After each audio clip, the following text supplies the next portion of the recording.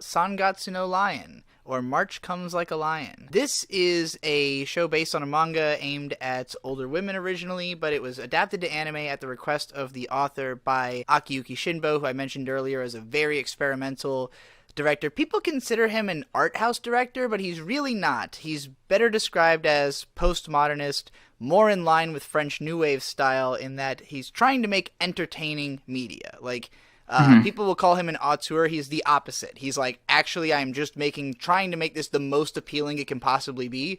But like his version of that is just everything's experimental all the time.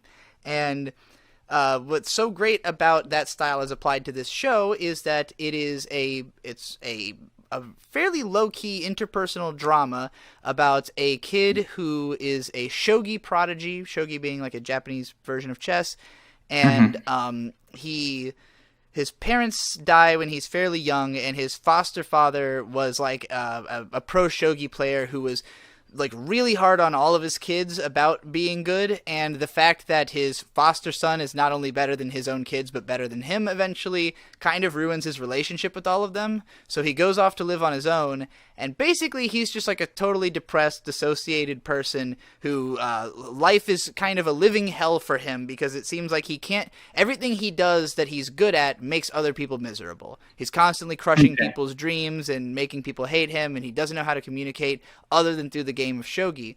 But early on, he meets this trio of sisters who are themselves orphaned. One is like 20, one's in middle school, and one's like a 5 or 6 years old little kid.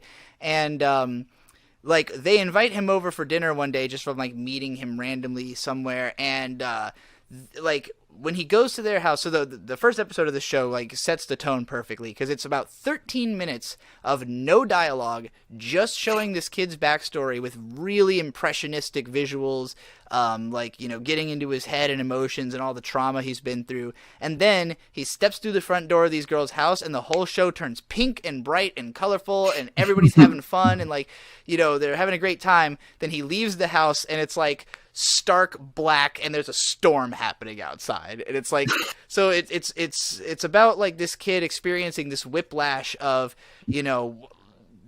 like so much kindness he actually can't take it and starts trying to avoid it, but he keeps getting drawn back in. And it's sort of a show about the way that because of this kid's talent and the fact that he is like a decent person, people Hmm. force him to be involved with them. They drag him out. They're trying to be a part of his life, and as the series goes on, they start having an effect on him. He starts becoming more of like a person, and because he is really intelligent and really good